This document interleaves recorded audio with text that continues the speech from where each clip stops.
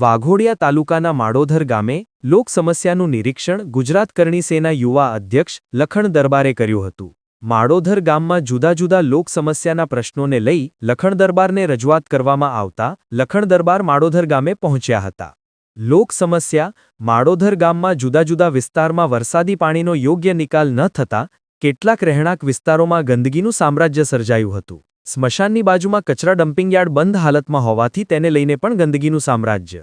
તો બીજુ બાજુ માડોધર ગામના ખેડૂતોને દેવ સિંચાઈ યોજનાની યોગ્ય કામગીરી ન થઈ હોવાની લઈ ગ્રામજનો દ્વારા ગુજરાત ક્ષત્રિય કરણી સેનાના યુવા અધ્યક્ષ લખન દરબારને રજૂઆત કરવામાં આવી હતી। સાથે સાથે વાર્તાલાપ કરવા માટે લખન દરબારને ગ્રામજનો દ્વારા માડોધર મુકામે આમંત્રણ આપવામાં આવ્યું હતું।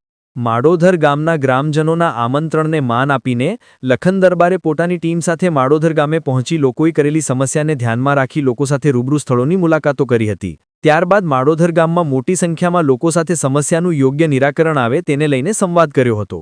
આશા ન્યૂઝ ગુજરાતી રિપોર્ટ ઉમર મંસૂરી વાઘોડિયા। માડોધર ગામના તમામ નાગરિકોની સમસ્યાઓને સાંભળવા માટે પહોંચ્યો હતો, પરંતુ આજે માડોધર ગામ સહિત અનેકો બીજા ગામના લોકો પણ આજે અહીં આગળ પોતાની સમસ્યા રજૂઆત કરવા માટે આવ્યા છે। ત્યારે આજે માડોધર ગામની વાત કરું તો માડોધર ગામમાં સીમાડા પર એક સ્મશાન છે। સ્મશાનની બાજુમાં ખાલી કહેવાતું ડમ્પિંગ યાર્ડ છે, બાકી એને કચરાનો ઢગલો એલ-ફેલ રીતે નાખવામાં આવ્યો હોય એવી રીતે સંપૂર્ણ દેખાય છે। ભારત દેશમાં પહેલીવાર એક એવું ડમ્પિંગ યાર્ડ જે મામલતદાર અને ચીફ ઓફિસરના કહેવા પ્રમાણે ડમ્પિંગ યાર્ડ છે, બાકી અમે તો માનતા જ નથી। એ ડમ્પિંગ યાર્ડ એક એવું હશે કે જે ડમ્પિંગ યાર્ડ અડધા રોડ પર છે, અડધા રોડ સુધી કચરો છે। જે ડમ્પિંગ યાર્ડમાં રોજ બરોજ કચરો જે આવતો હોય એનો કોઈ રિસાયકલિંગ નિકાલ કરવામાં નથી આવતો।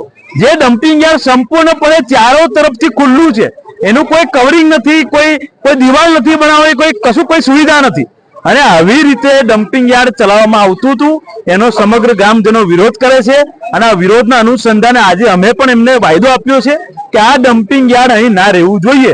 આ ડમ્પિંગ યાર્ડ એવી જગ્યાએ જાય કે જે જગ્યાએ કોઈ માણસની રહેણાંક વસ્તી ના હોય, જે જગ્યાએ આજુબાજુ ખેત પેદાશોના ખેતી ના હોય એવી જગ્યાએ ડમ્પિંગ યાર્ડ બનાવવું જોઈએ, અને એ પણ સંપૂર્ણ કવરિંગ ડમ્પિંગ યાર્ડ હોવું જોઈએ, જેમાં રોજ બરોજનો કચરો છૂટો પાડીને એને રિસાયકલિંગ કરવામાં આવવું જોઈએ। જે ડમ્પિંગ યાર્ડમાં માણસો ત્યાં આગળ અધિકારીએ મૂકવા પડે એની સાચવણી કરવા માટે, તેમજ એ ડમ્પિંગ યાર્ડની દુર્ગંધ બહાર ના જાય એ બધી પરિસ્થિતિ સુધારવી પડે એવો ડમ્પિંગ યાર્ડ બનાવવામાં આવે। તેમજ એની પછી રાઠોડિયા વગો તો ત્યાં છેલ્લા અઠવાડિયાથી પાણી ભરેલું છે, રોગચાળો ભયંકર ફાટી નીકળે એવી પરિસ્થિતિમાં છે। કોઈ નેતા, કોઈ મંત્રી સંત્રી, કોઈ અધિકારી જોવા નથી આવ્યું। અધિકારીઓ તો શું જોવા આવે? ઝાડ કાપી નાખ્યું એ જોવા આવવાનું, ઝાડની ડાળી કાપી નાખી અને એક ભાઈ સામાન્ય માણસનું ટ્રેક્ટર આજે પોલીસ સ્ટેશનમાં જમા કરાય। હું એમને પૂછવા માંગુ છું કે તમે લોકોએ તો આખો કચરો રોડ પર લાવી દીધો, તો તમારી સામે શું કાર્યવાહી કરવાની? અને જ્યારે આ આગેવાનો ત્યાં આગળ નેતાને રજૂઆત કરવા જાય ત્યારે એમના દ્વારા એવું કહેવામાં આવે કે તમારા પર ફરિયાદ કરી દઈશું। તો ફરિયાદ કોની પર થાય? ફરિયાદ તો ભ્રષ્ટાચારી અધિકારીઓ પર થાય, જે અધિકારીઓના પાપે આ ડમ્પિંગ યાર્ડ, અધિકારીઓના પાપે આ બધો પાણી ભરાય છે। અને ફરિયાદ કરી હોય ને તો 1 વર્ષ થયો છે માડોધર ગામની એન્ટ્રીનો આરસીસી રોડ 1 વર્ષમાં તૂટી ગયો છે। તાકાત હોય તો એ કોન્ટ્રાક્ટર પર ફરિયાદ કરી બતાવો। સામાન્ય માણસ સામે શું ચરબી કરો છો તમે લોકો? સામાન્ય માણસને ડરાવો છો, ધમકાવો છો? એટલું યાદ રાખજો, આ સામાન્ય માણસોના મતે તમે બનેલા છો। આ સામાન્ય માણસોના ટેક્સના પૈસે મામલતદારનો પગાર થાય છે, આ માણસોના ટેક્સના પૈસે ચીફ ઓફિસરનો પગાર થાય છે, આ લોકોના જ પૈસે ધારાસભ્યનો પણ પગાર થાય છે।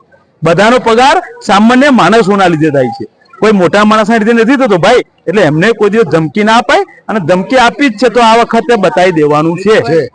એ પણ ન્યાયિક રીતે કાયદેસર બતાવી દઈશું, ન્યાયિક રીતે બતાવીશું। અલગ અલગ સમસ્યાઓ દુનિયાભરની છે, લિસ્ટ બનાવીશું। 1 મહિનાનો સમય આપીએ છીએ મામલતદારશ્રીને, ચીફ ઓફિસરશ્રીને, ધારાસભ્યશ્રીને। 1 મહિનામાં માડોધરની આસપાસની જેટલી પણ સમસ્યાઓ છે એ પૂરી નહીં થાય તો અમે લોકો માડોધર ગામના ચોક પર માતા બહેનો સાથે મોટી સંખ્યામાં ઉપવાસ આંદોલન કરીશું। એની પછી પણ નિવારણ નહીં આવે તો ધારાસભ્યશ્રીની ઓફિસ પર અન્નનો ત્યાગ કરવાની તૈયારી અમારી છે। એ જગ્યાએથી સમાચાર મળે છે ખૂબ ભ્રષ્ટાચાર થયો છે, બધે માટીઓ ખોદાય છે, બધું થાય છે, ત્યાં આગળ કેમ નથી બોલાતું? મૂળ પ્રશ્ન એ છે કે લખન દરબાર આતંકવાદી નથી। લખન દરબાર ના આવે એની માટે કોને કોને શું પ્રયત્નો કર્યા છે અને કઈ કઈ દબાણ કર્યું છે ને બધું મારી જોડે છે, પણ મર્યાદામાં છું, બોલતો નથી। જે દિવસ મર્યાદા તૂટી જશે ને તો બધું ખુલ્લું પાડી દઈશ, કોને શું ધંધા છે, બરાબર?